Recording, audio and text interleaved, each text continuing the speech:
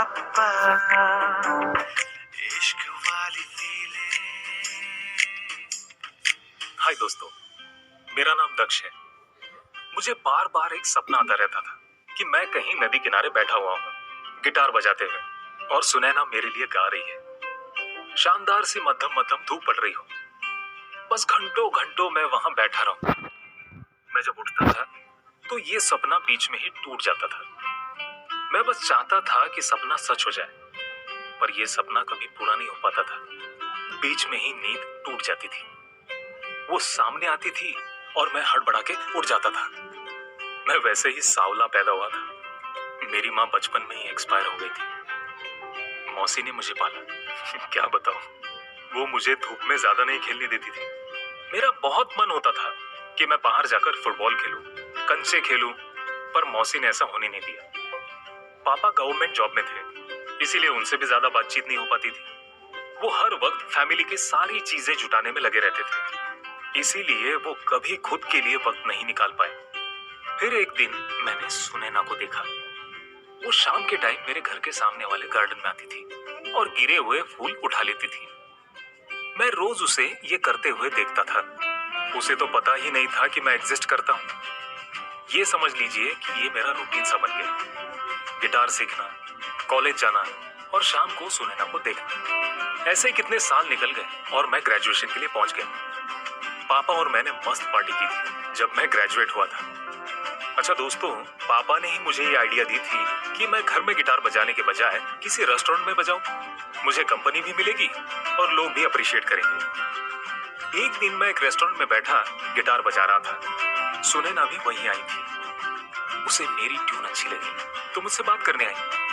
मैं सरप्राइज हो गया। उसने बोला कि वो मुझे इस तरह डराना नहीं चाहती थी। उसे पता ही नहीं था कि मैं उसे रोज देखता हूँ। वो कुछ जल्दी में थी तो उस दिन कुछ बात नहीं हो पाई। उसके फ्रेंड्स उसे डांस करने के लिए ले गए। उसने मुझसे हाथ मिलाया था, मैं तो उसका हाथ ही देखता रह गया। वो डांस के बाद रेस्टोरेंट से निकल गई। मैंने देखा वो अपनी डायरी टेबल पे ही छोड़ गई थी। मैंने वो डायरी अपने पास रख ली। उसी दिन के बाद मैंने दोस्तों से उसके बारे में बात की कि किस तरह से मैं सुनैना को अप्रोच करूं। मुझे डर लगता था कि मैं कोई स्टुपिडिटी ना कर दूं। सुनैना को शायद 2 दिन बाद याद आया कि उसकी डायरी छूट गई है। उसे कोई अंदाजा नहीं था कि डायरी मेरे पास हो सकती है। मुझे अगले 3 दिन किसी और रेस्टोरेंट में म्यूजिक बजाना था, इसीलिए मैंने मेरे एक फ्रेंड को बोल दिया था कि सुनैना की डायरी उसे वापस कर दें। मुझे इस बात का डर था कि मैं उससे बात करते हुए हड़बड़ा न जाऊं। मेरे दोस्त ने बोला कि वो 3 दिन बाद जाएगा, उसे वापस कर देगा। पर 2 दिन बाद मेरा एक शो कैंसिल हो गया। मैं रेस्टोरेंट में गया और वो उस दिन वही थी। मैंने जैसे ही देखा, मैं प्रे करने लगा कि आज मुझे हिम्मत दे प्रभु। मैंने आईने में देखा, कैसा अजीब लग रहा था मैं। पापा कितनी बार बोलते थे, बेटा म्यूजिक बजाने जा, लेकिन कम से कम तैयार होके तो जा। भाई साहब, इसी से कस्टमर्स पे अच्छा इम्पैक्ट पड़ता है। पर मैंने कभी नहीं सुनी। आज समझ आया पापा ये क्यों बोलते हैं। काश मैंने पापा की बात सुन ली होती। कंघी तक ठीक से नहीं की थी मैंने। मेरे दोस्त वरुण ने भी उसको देखा। वो बोला आज तू जा और जाके डायरेक्ट प्रपोज कर दे। मैंने देखा वो भी मुझे ही देख रही थी। वो मेरे पास आई। उसने बोला, हाय मेरा नाम सुनैना है। मैंने बोला, आपकी डायरी मेरे पास है। उसने थैंक्स कह के मुझे हग किया। उसने मुझसे पूछा कि मैंने उसकी डायरी पढ़ी तो नहीं। मैंने कहा, थोड़ी सी। मैंने उससे पूछा कि आजकल तो ज्यादातर लोग लैपटॉप पे लिखते हैं, तुम अभी भी डायरी लिखती हो? मैं तो बचपन में लिखता था। अच्छा, उस रात आप अचानक ही चली गई थी, नहीं तो मैं आपको बुला के तुरंत डायरी तभी दे देता। उसने कहा कि वो यहीं पास में ही रहती है। उसे क्या पता था कि मैं ये जानता हूँ। मैंने उसे कहा कि मैं भी यहीं रहता हूँ। हम दोनों फिर पैदल चलते हुए उसके घर तक गए। उसने पूछा कि उसकी जो भी पोएट्रीज मैंने पढ़ी, उसमें से कोई मुझे अच्छी लगी क्या? मैंने कहा कि मैं पोएट्री ज्यादा नहीं पढ़ता हूँ, लेकिन अगर तुम गाओ तो मैं गिटार बजा सकता हूँ। लेकिन यार, कमबख्त तभी उसका घर आ गया। उसने बोला, इतने आसपास रहने के बाद भी कैसे हो सकता है कि हम आज तक कभी मिलकर दोस्त नहीं बन पाए? मैंने उसे बताया कि मैं काफी इंट्रोवर्ट हूँ, सिर्फ गिटार के साथ ही खुद को एक्सप्रेस कर पाता हूँ। उसने मेरा नंबर मांगा। मैंने कहा अपनी डायरी चेक करो। मैंने उसकी डायरी में अपना नंबर लिख दिया था। मैंने उसका नंबर नहीं लिया था, मैं रात भर वेट करता रहा कि उसका मैसेज कब आएगा।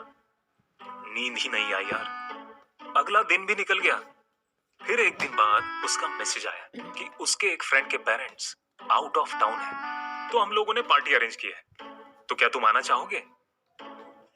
इश्क वाली फीलिंग। सुनैना ने मुझे पार्टी में बुलाया। हालांकि मेरे पापा ज्यादातर अलाउ नहीं करते थे, पर अब मैं बड़ा हो गया था, थोड़ा थोड़ा वो भी खुलने लगे थे। उन्होंने इस बार मुझे अलाउ कर दिया। मैंने देखा मेरे सारे कपड़े तो पुराने हो चुके थे, सब एकदम रद्दी। मैं मॉल में गया, विंटर सेल भी चल रहा था। उसी वक्त मैंने 3-4 जींस वाली शर्ट खरीदी, लूज पैंट्स खरीदे और जेल वेल लगा के एक सोना मुंडा बन के पार्टी में पहुंच गया, वो भी राइट टाइम पर। भाई साहब अंदर गया तो पता चला ये तो पूल पार्टी थी और सभी लोग पूल पार्टी के कपड़ों में थे। मैं ही पगला बन ठन कर गया था। थोड़ी देर के लिए तो मैं अनकंफर्टेबल हो गया और मैंने देखा वहां कुछ कपल्स भी थे।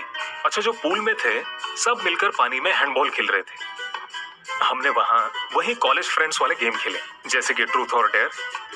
उसने मुझे अपने साथ डांस कराया। मैंने तो कभी सोचा भी नहीं था इतनी सुंदर लड़की जिसके पीछे इतने सारे लड़के होंगे, वो मेरे साथ डांस करेगी।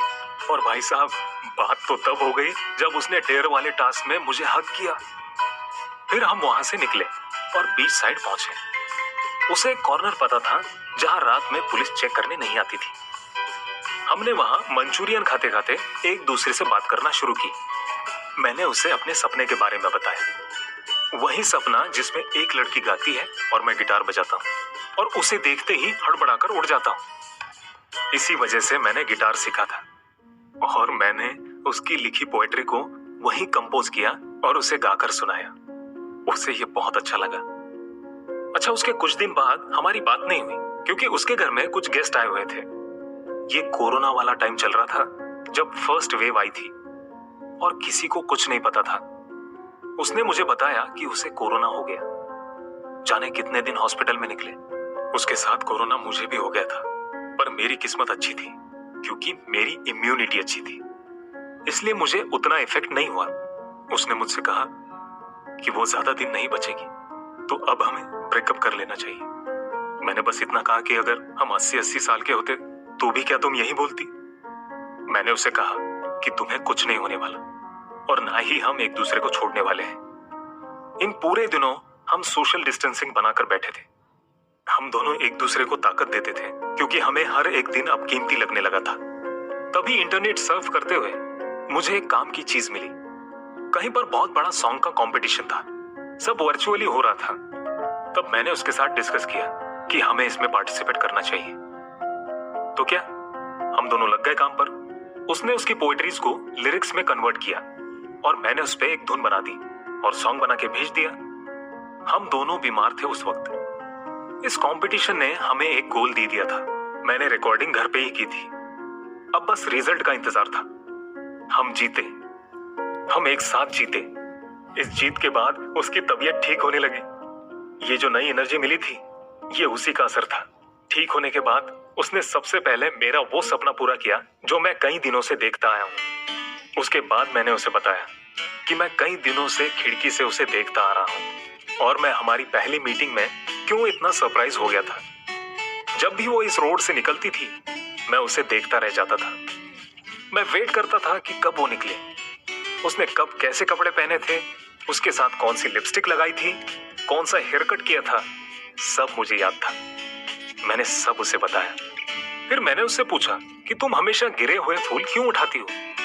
तब उसने बताया कि मेरे पापा जब भी पूजा करते थे तो वो ताजे फूल पेड़ से तोड़कर लाते थे, लेकिन मैं चाहती थी कि पापा कहीं से फूल तोड़कर ना लाए क्योंकि उसमें जान होती है। इसीलिए मैं उन्हें गिरे हुए फूल ला कर देती थी।